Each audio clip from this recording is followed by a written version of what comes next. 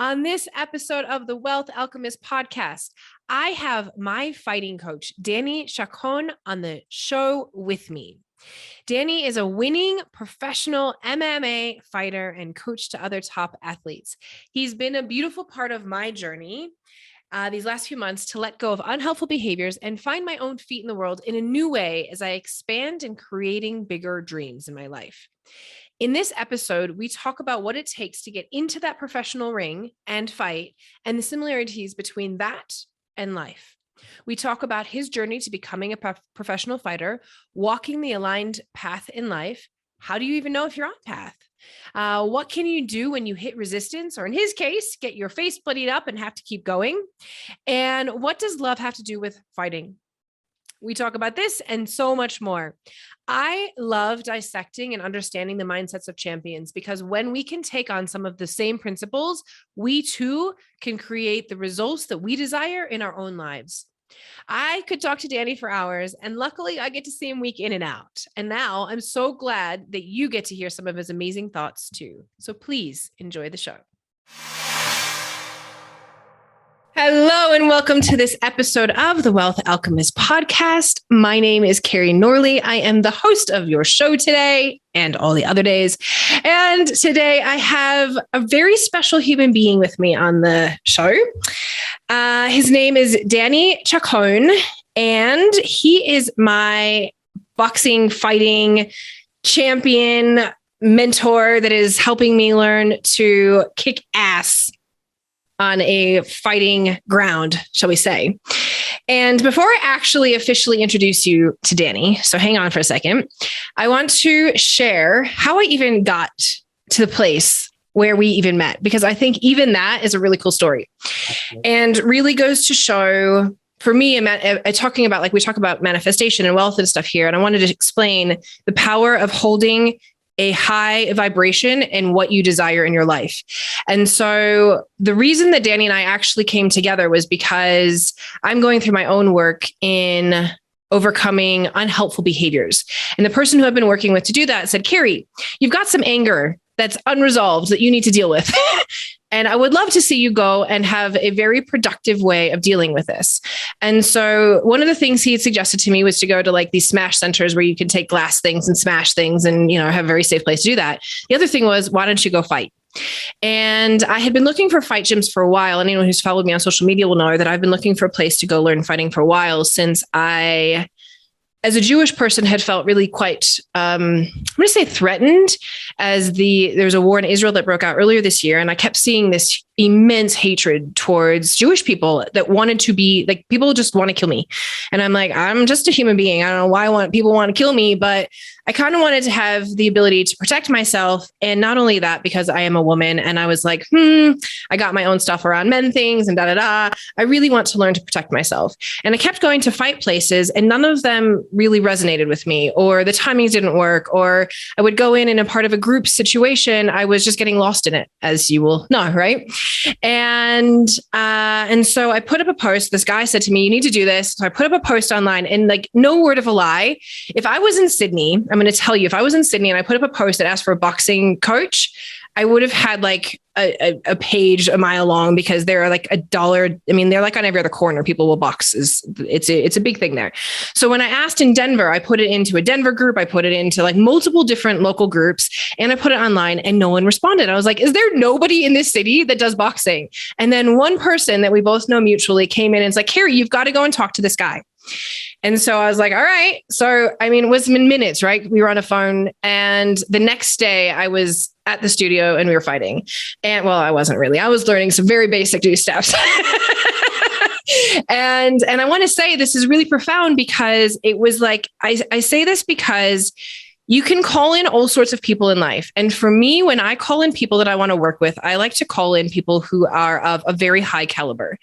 And I work with really amazing, when I do body work, I want people who not like, this is no offense to anybody who is new into the world, because everybody starts somewhere. But for me, the people that I work with, I really like to have people that I work with that are not new into the game and have an immense level of experience and really freaking know what they're doing. And so I go to show up for my, I think it was about my third session that it took him this long to tell me this, that I find out that Danny is actually a professional fighter. And I was like, of course I landed with a professional fighter who also trains other fighters to go and kick some serious ass and winners. And so when I introduce you to Danny, it's because he is a expert in helping in multiple styles of fighting, of martial arts, and he produces many winning fighters in this field. I'm excited to see the woman in Thailand. You can talk about that too in a bit. And he himself is a professional fighter who won his own fight in MGM in Vegas. And so it's a real honor because today the conversation is really going to go around the champion. Like, what is it to take fighting, not only like to be able to fight in the ring and what it is to be a world-class fighter, but also how does that show up in our life? And Danny loves to talk about this off the fighting floors as well. He is his own speaker as well. So I'm really, really excited to have you on the show today. And it's a pleasure to have you here. You have been, it's only been like, I feel like 3 months, but you've already been such an incredible advocate for me in my life. And I have already learned so much just in the very, I'm going to say basics that we've gotten through in my own little fighting and the growth that I've had there. So welcome to the show, Coach. Thank you, Carrie. I really appreciate it. What you said is very powerful too. Everyone starts martial arts or something challenging because they're at a transformation stage, or most likely it's something that they have to get out, some energy they have to put out. And, and the world revolves around energy, the universe revolves energy. And I'm just very lucky and fortunate to facilitate and nurture that energy in a positive way. I've been doing this for over a decade, and I like to believe that I talk the talk and walk the walk, especially where we live in an area of like, you can fake it till you make it, which is, not bad, absolutely. But, sometimes you really want to walk the walk and talk the talk. And that's one thing that gravitated me towards you, is because of your vulnerability, the person you are, you like, it's inspirational the way you carry yourself. And when I present a challenge to you, Carrie, you go like, all right, I'm gonna figure this out. And so that's what that attitude is I really enjoyed. And it's a pleasure to be on your show.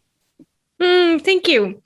So how about we start a little bit with a little bit about your journey, about your fighting journey and what it took for you to really step into the ring in the first place, but also to become a professional fighter. And so I'm really curious, like, did you always know you wanted to do this? Was this always something that you wanted to do? No. Actually, I was actually a big drama nerd. So I was never athletic at all. And never really was a stellar athlete. That's a lot of people misconceptions, like that I was always working out and training and all that, which I wasn't. I was really unhealthy, really overweight. My mom brought us to the U.S. when I was 7 years old, illegally. From Buenos Aires, Argentina. Mm-hmm. And so, and most of growing up, my mom, out of love, she told me to be small. Don't be seen, because, we're in this country illegally.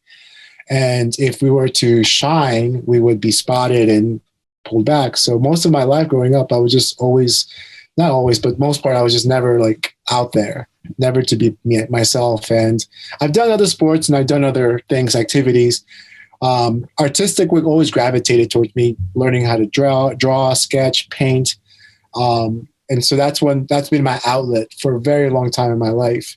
But eventually I got into martial arts because my best friend, Andre Vallis, who's in New York, and he's a great guy. He really pushed for me to do a football practice with him. And I was terrible at football, but I played. And then he's like, okay, now try this karate class. And so I tried it, and immediately I just knew it. Like, my heart, my gut, I just knew this is what I want to do. And it's so funny in life, we don't know that calling until it comes to us. And that's so powerful that you just said that. We don't know the calling until it comes to us. And I think I want to actually interject right here, because I think a lot of people who are listening, I hear this a lot in the business world and the people who are in the online space world, where they're like, I can't start because I don't know. But it's actually like you just start and it finds you. right? Like the more that you take those steps that you just say yes, like you didn't know that you were going to like karate, but you had to go to the karate class in the first place. Right. Right. And so you've got to go and be willing to take those steps when the world asks us to go someplace that you're like, I don't know why I'm going here. Who am I to go here? Do I really belong here? Do I even going to like it? Should I try it? Like, you just got to give it a go, because it's like sometimes like once you put the coat on, right? You're like, oh, I tried that on and I kind of like how that feels. And it can be the same thing with your message online. So many people are like, well, I can't speak my message until I know. Well, no, you just have to go and start it. And it will eventually like siphon down to the point where you just know, like, you just know. So I love that you said that, because I think a lot of people don't ever even take the first steps because they're like, I don't know. But really, you just got to take the steps and it finds you eventually. Yeah, and even with you, you came to me just to kind of learn and get the aggression out, and I was like, hey, we're gonna do some sparring drills today, and so right. And if I would have told you that days ago, you would have been like, I don't know, blah blah blah. I'm sure you still have a good attitude, but there would have been an obstacle there, and so you started doing it, and you're like, oh yeah, this is definitely possible. This is definitely doable. I can see now the bigger picture. And I think that's what when I started to practice, I just found a sport that was feeding my soul physically and spiritually. And martial arts has been around for centuries. It's one of the oldest practices in existence. You get two humans in a room, either they're going to become best friends or they're going to like fight each other. Right? And then the language of fighting, it's its own language. And I like to look at it as a language, right? Because you can start gravitating towards how people are vulnerable in that practice. Like learning how to hurt someone is powerful, Carrie. It's very powerful, right? And so when you have the ability and skill to actually hurt people, you actually don't want that. You want the complete the opposite. You know that you have the skills and ability to do that, and you actually navigate the other direction. And I really enjoy that when I was coming up in martial arts, the ability to know that I'm a person of confidence and strength, but I choose to walk with humility and stewardship. So you found the karate gym and you kept going. So what like, I'm guessing at that point you didn't go like, oh, okay, I'm going to end up fighting for like my life. This is what I'm doing. Yeah. So what happened next? Sure. This was in New Jersey actually. And my family and I moved down to Maryland in DC area. And when we were there, I started taking it a little bit more serious, but I was also in under college. So I was going to junior college as well. And I was still on the fence. Like I really enjoyed training. I never really wanted to compete professionally. One of my mentors and coach, he put me to the side and told me, hey, have you ever done any sports before? And I was like, I told him the whole story. He's like, I'm not an athlete. He's like, you can actually do well with this. And I was like, I didn't believe him at first, but he was like, you should try it. Okay, cool. So I tried my first match and immediately I was hooked.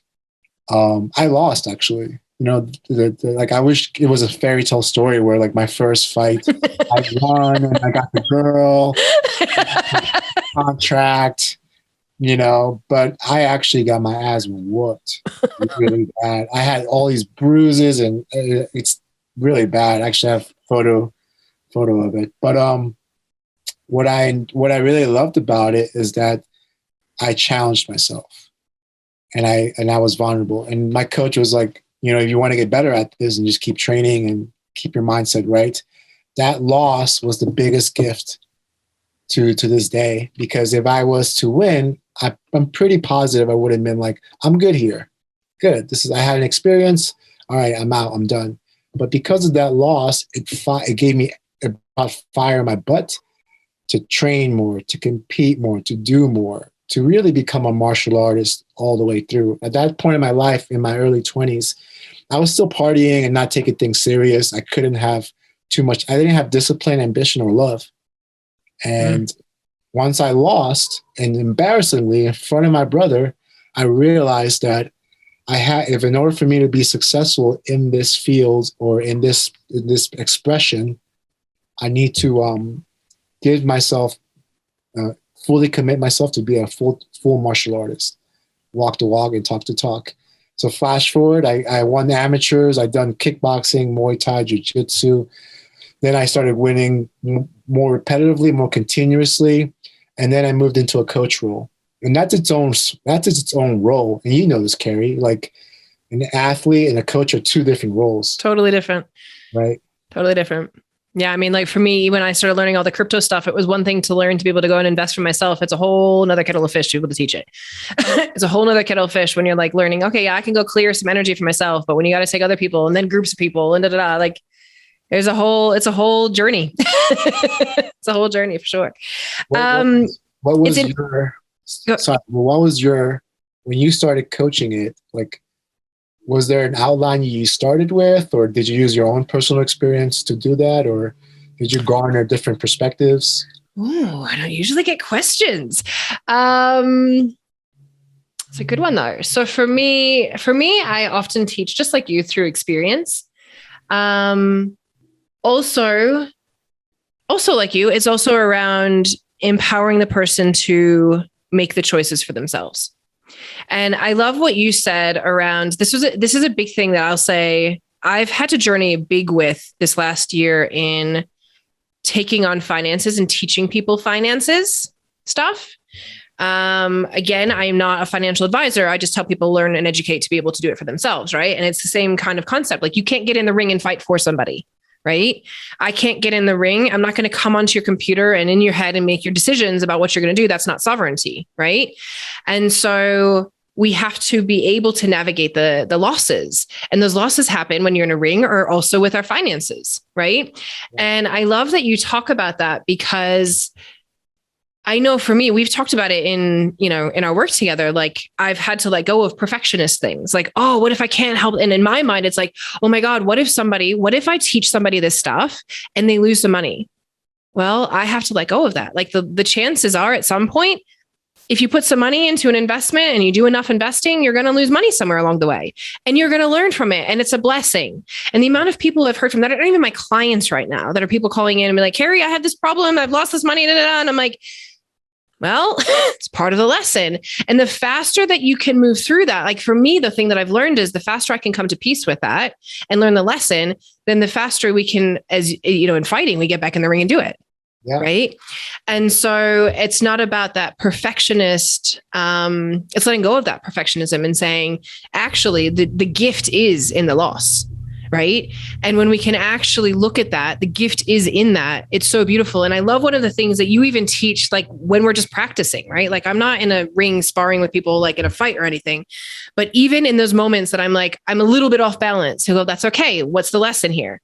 You know, like, hey, you just slightly missed the pad here, but what's the lesson here? Where's your placement that you could be a little bit better? Because even in those moments, in these small, minute adjustments, they make all the difference for the big fights, for the big choices, for the big times when it like really matters, and it all matters, right? Because it's all these little places that if we stack them throughout our life every single day, then when we get into the ring, like we are ready to have these minor adjustments. You know, and I think it's one of the things that I love most about my training with you is that you're always catching me in my minor adjustments. And I think it's so powerful when we can catch ourselves in the act every day, day to day, because then when you're in that fight, when you're about to get yourself bloodied and you have more resourcefulness. Absolutely. And more awareness. And I think this is the thing, like in crypto space, right? If I talk crypto, real talk right now, there's a lot of crap that's going on. And this is why people are sending me messages. They got scammed by something. And I'm like, it happens, right? And if we are acutely aware, because in this space, you have to be acutely aware of the things that you are getting, that, you know, messages, this, that, and the other, that you can sense that, as you would say to me, prior to taking a fight or a punch or something, the acute sense of, oh, something's coming towards me, move. Yeah. Right. Yeah. It's the same thing in finance. Oh, something's not right. Listen, do I want to take a step? Do I want to move this way? Do I want to move that way? And it's in the subtle vibrations, the subtle acuteness of our awareness that we can have the most, I'd say, availability to make a really good sovereign choice. Right. Yeah. Right. And that's the same thing in the ring too. And I think that's what ultimately helps us as human beings create the most independent, empowered experience. And also, if we come back to why I said it was so phenomenal and that no surprise that I end up in front of a professional athlete, because it's the higher level that we play at, right? The higher level of people that we bring into our lives and our circles, the more of these acute awarenesses because of the experience that we have that we can then teach and show. It's like, I can show you some of these acute things that you're not going to see from other people because I've learned it from other people. I've had other people telling me this, the same way that you've been in the ring long enough that you're like, there's probably very few things in your experience that you have not experienced in a ring, whether it's through you or a client, right? Yeah. You know, the details are so important. And we paid our dues sometimes to get those details. You know, there's no price on those things, right? And the consistency is learning to deal with those details that they're going to be changed over time, right? Because every investment is different. Every opponent is different. You know, every risk is different, but at least we have a catalog and index of like, I kind of have an idea what this may lead to. And I think that's a big part. And you're absolutely right. Like coaching from a perspective of perfectionist never really works that well, right? That perfectionist lifestyle, not lifestyle, but just mindset. I'm sorry. All of it. It's the same, right? It's the same. Yeah. My wife also deals with that too, you know? So she's big in perfectionism, and that's something her practice letting go. And I think what martial arts did for me was that as much as I want this jab to be perfect, it's not going to be. And that's a beautiful thing about it, right? The beautiful thing about it is that it's not going to be perfect. It's going to be my jab though, because my jab is different from his jab. His jab is different from her jab. Like the mechanical functions and the positioning and the smaller details are quite the same, but my jab is different from their jab. And so you're owning these movements, these techniques. You're owning these concepts more for yourself. You're actually embodying it at a deeper level. So that's why I really love seeing people train for the first time, like you're starting to train more, and even to my highest professional fighter, they're owning their movements. They're owning their precisions. Exactly. Yeah. Okay, so I have a couple of things I want to ask you. One of the things you mentioned discipline, ambition, and love. You didn't have discipline, ambition, and love. And I thought it was really interesting because I was like, okay, discipline I can get, ambition I can get. I mean, I understand love, but I would love for you to explain why did you say that? Like, what does love have to do with fighting? Because that kind of is almost like, right? Oh man, that's a good one, huh? Oh, man, I could talk about this for hours. Oh man, I had an epiphany when I turned professional. One thing that was missing, and I didn't come to this on my own. I had really good mentors and coaches, but there's one point where everyone is fit as you. Everyone is skilled as you. Everybody wants it as much as you do, right? But where's the love? Now, the question is, where's the love? The love means that where is the love for your practice? I totally have that Black Eyed Peas song going in my head. Where is the love? Yeah. Go on.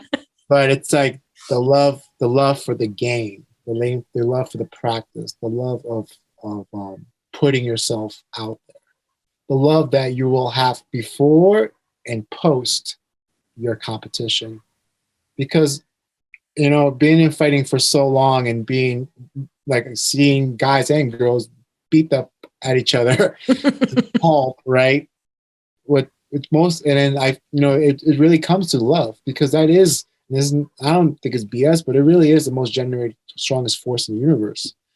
Because if I love to go out there and be there, compete, and I love to succeed, then I'm going to do even better. I'm going to be more disciplined, more ambitious. And if I love my family, I want to support my family, I'm going to work even harder. I'm going to train even harder. I'm going to support my family. If I love myself, I'm going to take care of my vessel. I'm going to make sure that I attend all my practices. I get all my runs. I do all my extra work. If I love my fellow human beings, I want to share this gift to others. I want to, share this ability, this gift to others. So love is huge in fighting. And I think it supports discipline and ambition very, very well. Mm. It's interesting. I think there's also a piece of like loving your competitor too, right? Like, I love that person for their commitment, because there could have been 1,000 things that happened during our camp. Because usually what happens, Carrie, if you have an opponent, usually they give you 8 weeks notice, and you're matched with somebody. Within those 8 weeks, you have what we call a fight camp, right? So your whole focus, everything is focused on this one goal, to perform.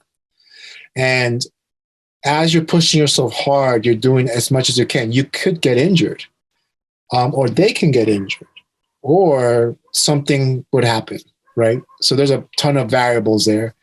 And if you both show up at the same day, the same time at weigh-ins, before your match, right? You show up at the same time, like you show a love and appreciation for that person because they committed as much as you did. They showed up. There could have been 1,000 reasons for them to be like, you know what? This is not what I want to do. So they quit. Next thing you get a call from the promoter and be like, hey, your opponent backed out. Or they would have got hurt. And now, guess what? Your fight's over. After that fight, you basically become brothers or sisters, right? Because you've shared a moment that can never be replaced, can never be done again. When you fight that person, you know them at the core, and you appreciate their time, their value, their innocence, their vulnerability, their violence, and afterwards, and you have a bond forever. Most of the people that I fought, my post opponents, like we're not friends, but some of them are. We talk about like how we had that one moment. I'll be in my 60s or 70s, and he'll be in the 60s or 70s, and I'll be like, man, that guy Jonathan Vineyard, man, I tell you, he was a hard one to deal with. Yeah, that's interesting. The other place that it comes, like when I hear you talking, that I'm thinking about like lessons I've heard from you, like even when we go into like practice, right? And like we bow in and we bow out, like there's love, like there's a genuine respect and love for the mat and for spirit and source. Like to me, it's like when I bow in, it's not just, it's like, I am protected. I'm here. I am. Thank you. I am. And I respect that I'm about to go in and do this. And there's a love for that too. Like there's love in that. Right. Absolutely. There's love for the practice that's been around longer than we have. Just a quick message for you about a new mastermind called Unplug that I am inviting you into. There is an amazing buzz around the crypto space, and with that comes a whole new language and an education to be able to take advantage of early adoption as we move into this amazing space. So many people think that you have missed this early stage, but we are still there, and you still most definitely have time to get in and dive deep. This is why I created Unplug. I know many of you want to learn to take the cash you are making and get it working for you so that you can create another form of income and eventually financial freedom. I also know that there are many of you out there that realize the financial system is corrupt and not designed for us, and you want a way out. The crypto space is amazing and also a learning curve. If you don't know what you're doing, you can run into all kinds of mishaps that will lose you money. So if you want to accelerate your wealth creation and learn how to decentralize yourself and your biz so that you can become sovereign, Unplug is for you. I will show you how to get returns that range anywhere from 5% up to, I had 61% compounding interest in one of my accounts just a few weeks ago. This is not always available, but it definitely exists. We will be learning about NFTs, DeFi, privacy, and learning how to make smart investment decisions and getting your biz crypto and web 3.0 ready and more. There are so many amazing people already signed up and getting moving, and the caliber of people coming into this space is amazing. Not just the participants, but also the guests I have lined up. It's not just about me. This is a mastermind where everyone will learn and grow in this new space together. If you are ready to leap into the new wealth and break free of the banking system, this is for you.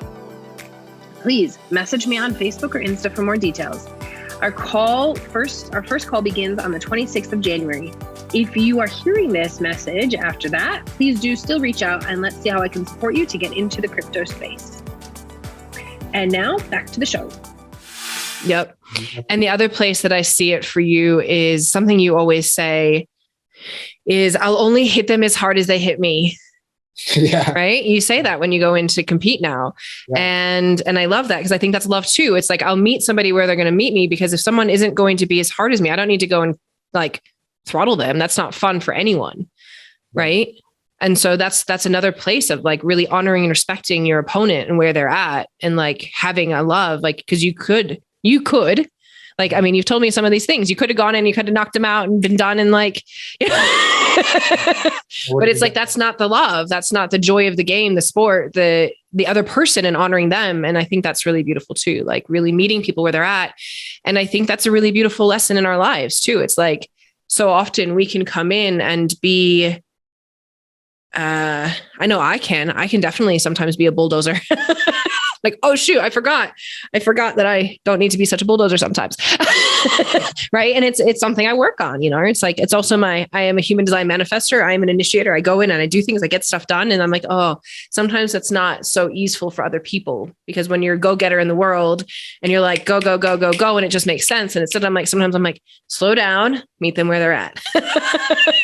Right. And it's a really beautiful lesson that we can all take away. It's like, we can all meet people where they're at and take that breath. And like, I think especially in this day and age, there's a lot of people, we can get frustrated with people that we're dealing with and we don't know what's happening in their life.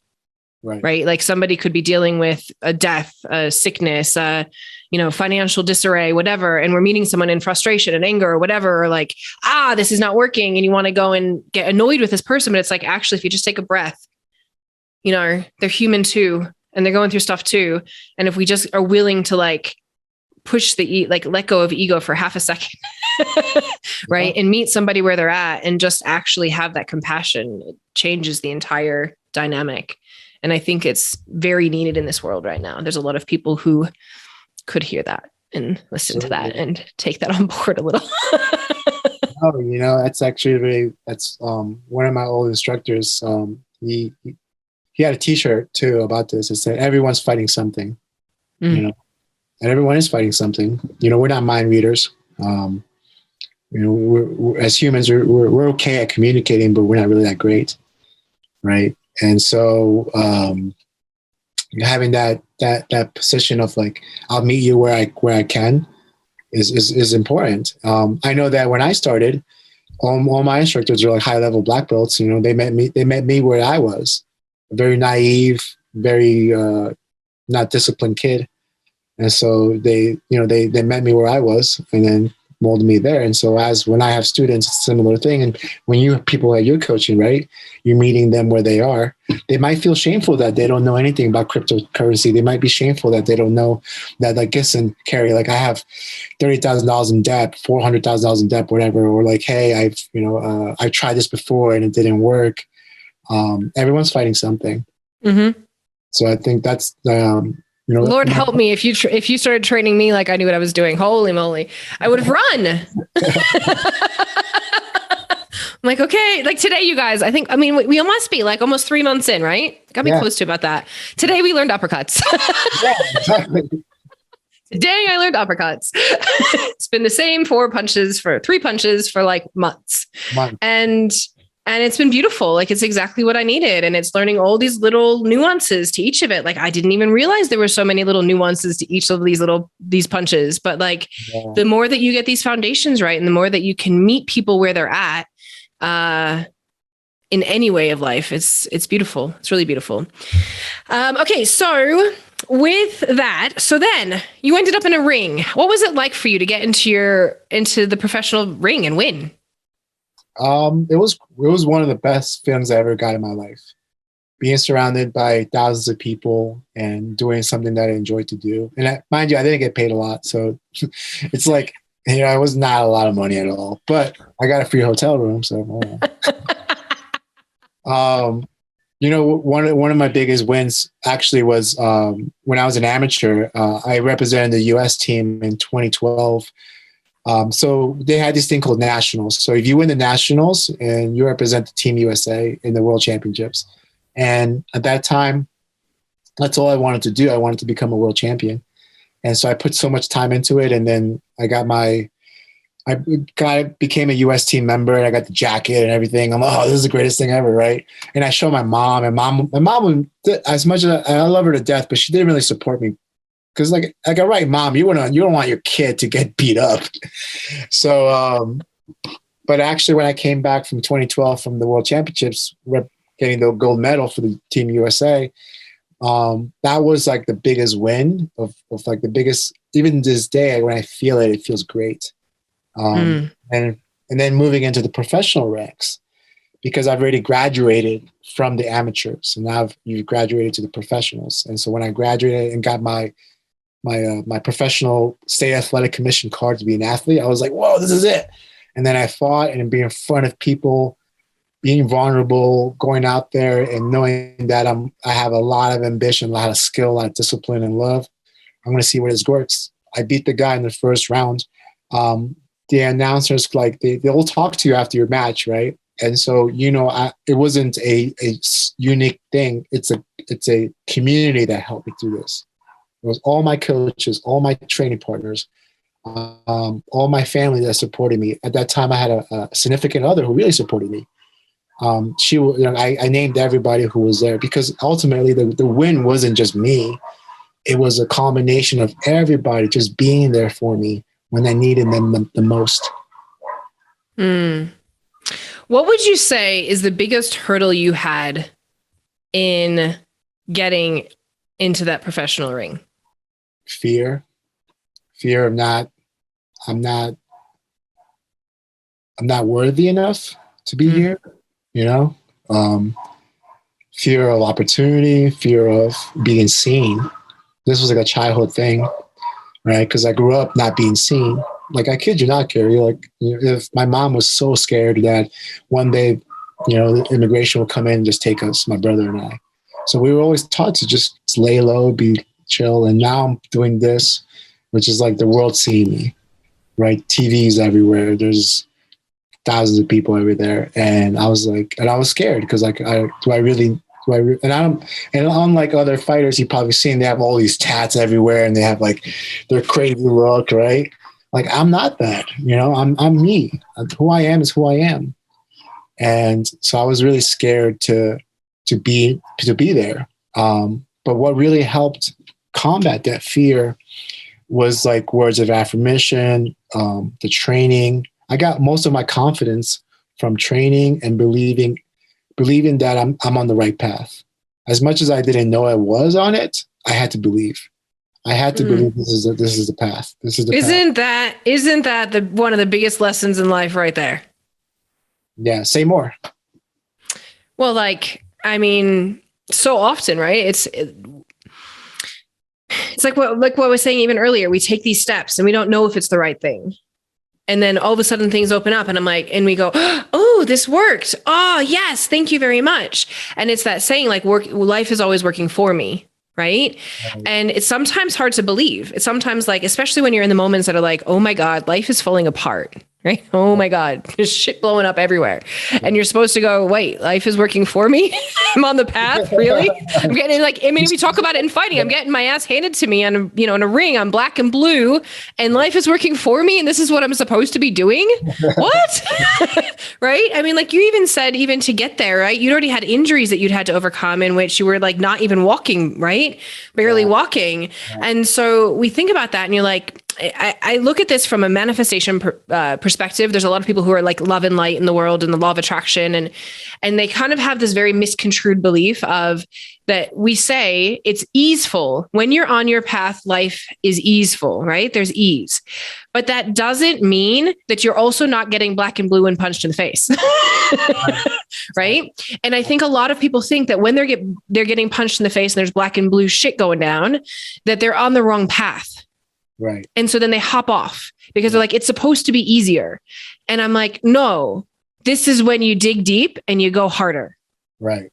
Right. Absolutely. And when you're in a fight, and like you've said it, like when you're in a fight and you get your ass handed and you get this punch across the face that lands, well, what's your next move? How do you then recover to come back? It's not that you just fall down and give up. It's how do I recover and come back and keep going? And I think this is the thing that a lot of people miss out on, is that they think that just because it gets a little bit tricky, challenging, hard, that they run, and that it means that they're not on the right path. But ultimately, the world is always working for you. Right. And sometimes we don't know the answer. And sometimes we have to actually have a level of belief that we never knew that we could. And I'd say this is when it is the most important time that you have. Like you've said it this whole time. I had coaches and mentors. You and I both have had coaches and mentors that have trained us in all the areas that we want to excel in for a lot of years. And it's because of the belief of those coaches and mentors that you and I have stood here and are doing the things that we're doing. Exactly. Right. Because ultimately, I think I borrow the belief, like there's been many times and even in just this year with me teaching crypto, that I've said to my mentor, Roscoe, I'm like, are you kidding? You want me to do what? Who am I to do that? I mean, I got on that stage in Miami Crypto Experience. You were like cheering me on before I got there. You heard the amount of like, what the fuck am I doing before I got on this stage, right? And I had to borrow the belief of those that were around me that were like, Carrie, you are ready. You are good enough. You do deserve to be there. You are worthy. You are allowed to be seen. All the same things that you were saying, right? We all have these things. And borrow that belief and go, okay, you guys see that in me. So I must be the person who asked me to come onto this stage, right? Wayne, who's also on here, you guys, I think he's number 30 on here. He asked me to come on the stage. It was his event.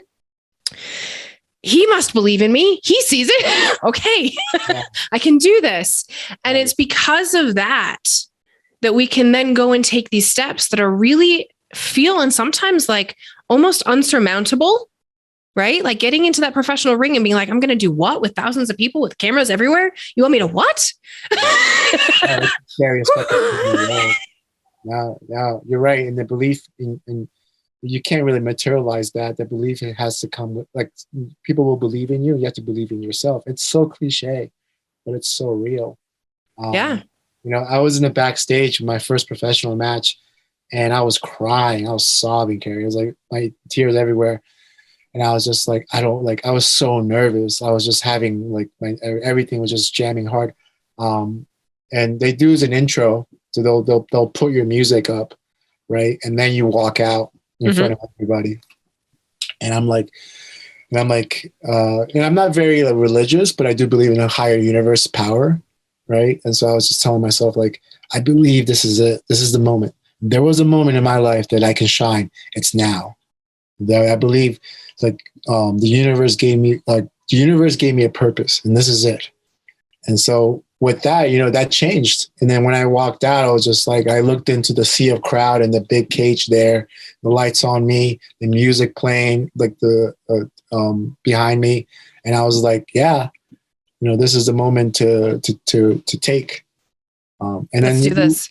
Yeah, and we see ourselves in lives like that plenty of times, right? We come across these moments in lives, and in one saying that I told this to in my seminars, I usually leave with one message, and I just came back with one from Indianapolis, from one of my old friends and coaches. Her name's Jamie.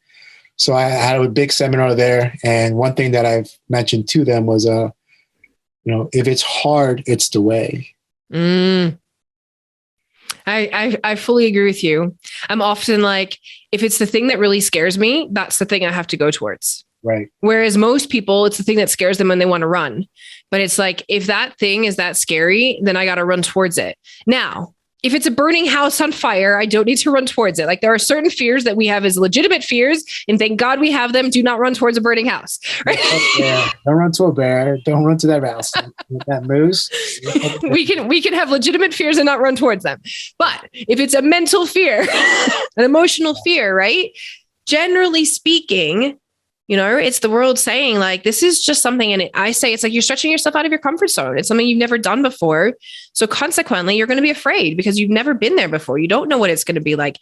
And I would imagine before any fighting match, like, even if you fought 1,000 matches before. If you've never fought that person, you don't know, like you've said, you don't know their fighting style. You don't know how they're going to punch. You don't know what their hit's going to feel like. You don't know what their kick's going to be. You know, you don't know the response they're going to have to you. And so even that, like, there's like an adrenaline is to like, okay, well, what am I going to do? Who am I meeting? What am I doing? And you just got to like, I'm curious, like, what is, okay, so you had the thing, I can do this, I believe. Was there like music? Because I think to myself, like, what are the things that people do, right? When they're in those moments and you're like, all right, let's go, let's do this. Is there something that's like a state shifter for you? Absolutely. My switch flips. That's something I taught that I've been trained. And, you know, dealing with fears, just like any muscle, you just train it. Right. And so, over the years, I've learned to turn my switch when I need to. When it's go time, the switch turns, and I'm a completely different person. Completely different person. That doesn't mean I'm an asshole. It's just like I have a job to do, and you're in the fucking way. You know, it's not personal, and I'm not saying it's not business. I'm just saying it's not personal. This is how we meet each other. And regardless of how much you train hard for it, you've never fought anyone like me. You never met anyone like me. Like, you might have sparred and trained against people with similar styles, but you've never fought anyone like me. And so my mentality changes completely. I turn on that switch, and then I turn it off once competition's off. I turn it back on when I'm very protective of my friends. With my friends and my family, the switch goes off, right? But for the most part, if I'm coaching, the switch is off. I navigate through that life. But when competition comes, I literally tell myself, okay, Danny, A game, turn the switch. Boom. And then everything changes. My whole body changes. My energy changes. My walk is different. My eyes are different. My shoulders are different. And I don't speak as much. And the words I use are very firm and strong, and every little action is intentional. That's how I flip the switch. I would say, by the way, that in your life, every action is intentional, and all your words are very intentional, by the way. But it reminds me as well that, you know, like I often talk about in the world of manifestation and showing up for what we desire in our lives, we step into who we be, right? Like, whoever you are right now, if you are not creating the results that you desire in your life, then who do you be? Right? We be, do, have. I be the person, I do the actions, I get the results. Right. Right. And I love what you're saying. It's like, I can be this person. Right.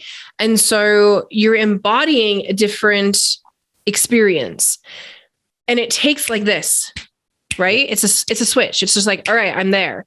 And it's the same thing that if you're here where you are right now and the results that you're getting are not what you want, like, think about it. Who are you being right now? Are you being the person who shows up ready to win your life?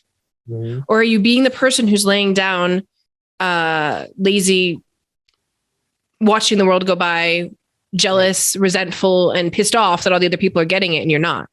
Right. And in that same moment that we've just said, you can choose to be that person right now. It doesn't take days, weeks, months, years, right? Like, we can choose, and you might forget. You might choose it right now, and you might be like, right, okay, the person I'm going to be.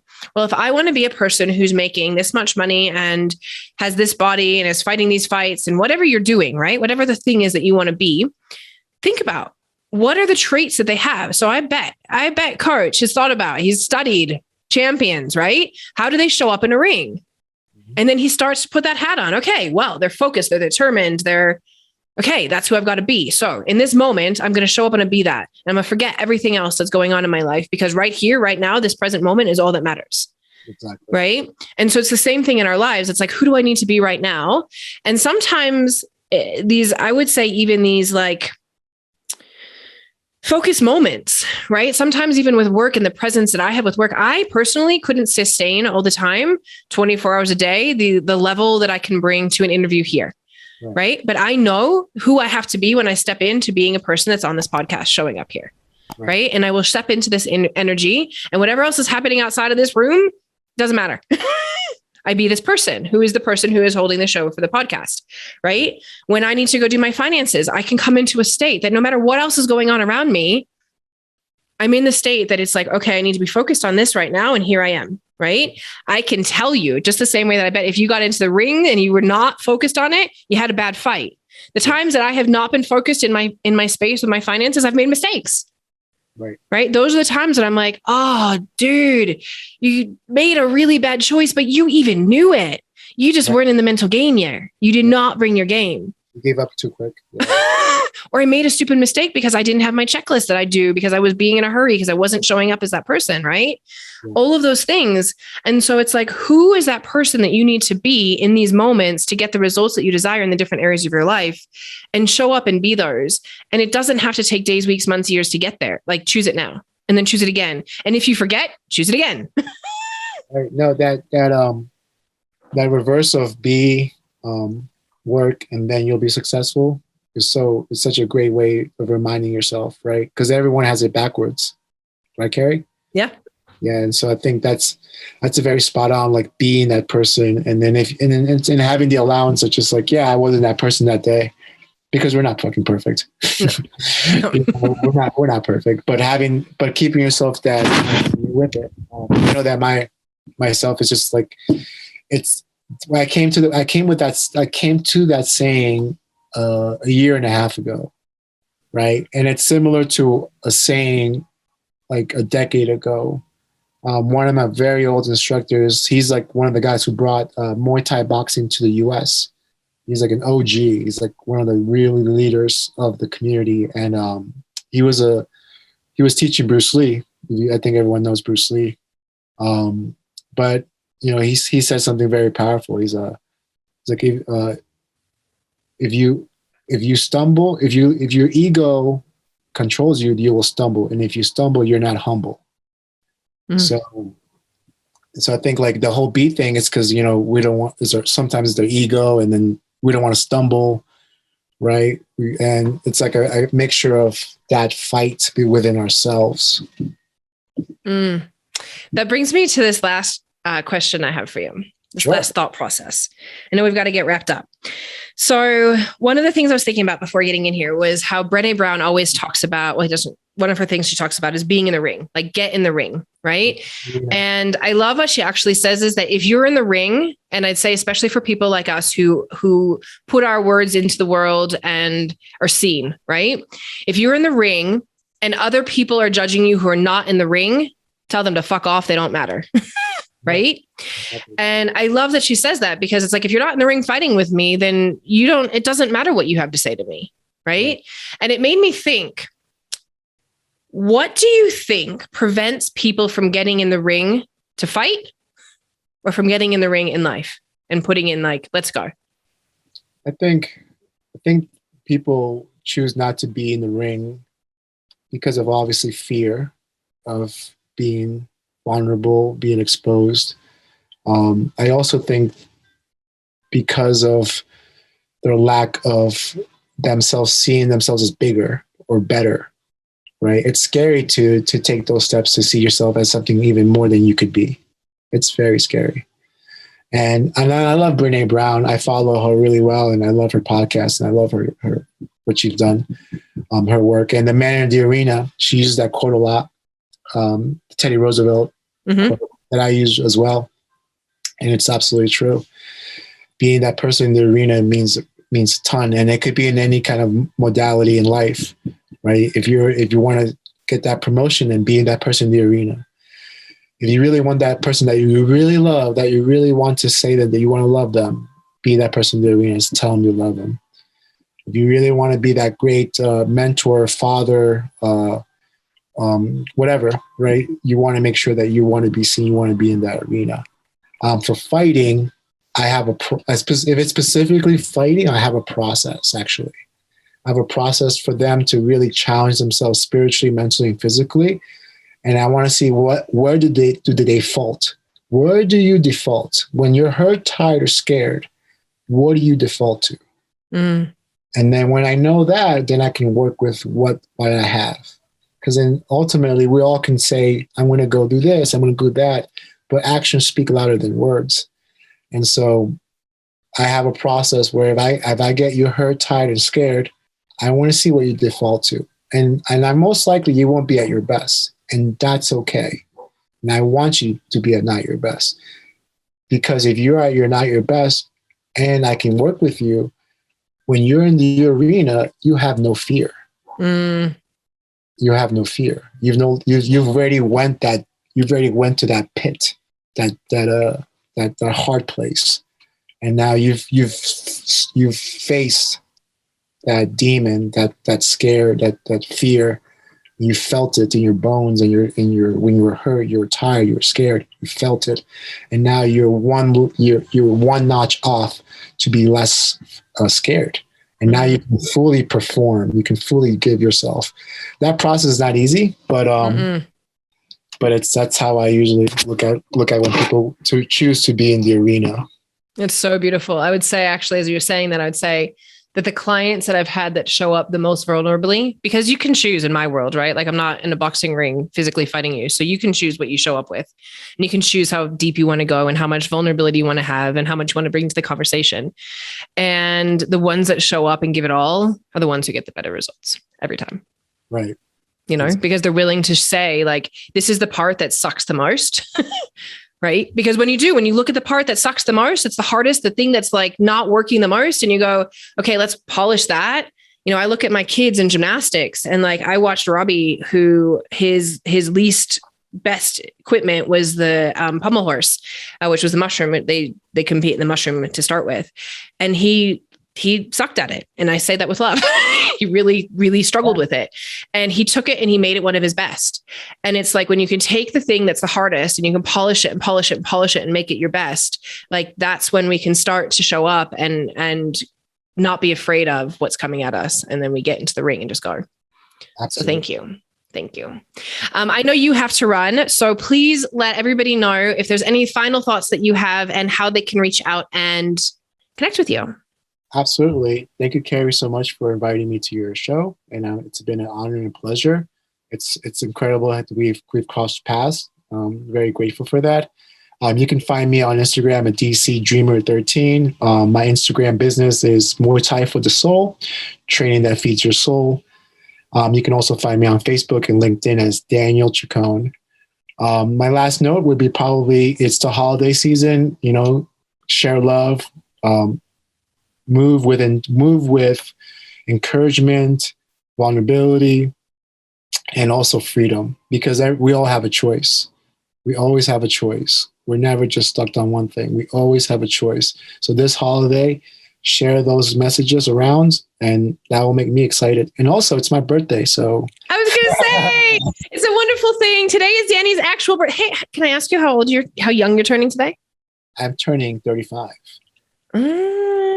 Yeah. My husband asked me today, and I was like, I'm sure he's in his 30s. I just don't know what. I've even seen it. By the way, I even trained with him this morning. I gave him a birthday present. I was like, I don't actually know. So a huge thank you for spending your birthday with me today. Happy birthday. Blessings that you have been blessed onto this planet, that you are sharing this beautiful gift. And by the way, I will say, even if you are not local, even if you are not going to come in and box with Danny locally, I highly recommend that you go follow him, because he does offer really amazing insights into how fighting can really help us in our lives to really progress and be the best version of ourselves and go out and live the most amazing life. And so I appreciate you for all that you are, all that you do. I thank you so much for being in my life. I look forward to continually boxing with you and all the other things that we get to play with together. Keep it going, champ. What's that? Let's keep it going, champ. Right. I know. By the way, people, this man, speaking of asking people to step into things that they can't see, has already said to me, I can see you fighting, Carrie. And I've gone, like, I'm just here with you fighting right now. That's it. That's all we're doing right now. Yeah. I wouldn't, today is my birthday, but I wouldn't spend any other way with talking to amazing people. I got to go coach a class, a self-defense class very soon. But, it's like every day is a celebration for me. Even today's a special day because I was born, but I think every day is a celebration. I think every day we should celebrate everybody. You're amazing. I adore you. Thank you. Thank you. Thanks for being here. And for everybody else, I will see you all next week. Have a wonderful week wherever you are in the world, wherever you are listening to this, and enjoy and have a great, I'll see you next week. Yes. Thank you so much for listening to this episode. If you love what you heard, please help us get this message out to more people, because together we rise. Please review it, subscribe to the show, and share on social media. When you share, please tag me. On Insta, I'm at Carrie Norley, and on Facebook, I'm facebook.com/Carrie Norley1, or Carrie Kaplan Norley is my official name there. Please come and connect with me on social media and say hello. I love hearing from my listeners. And thank you so much for your support. I'm so excited to help you bring in the new wealth.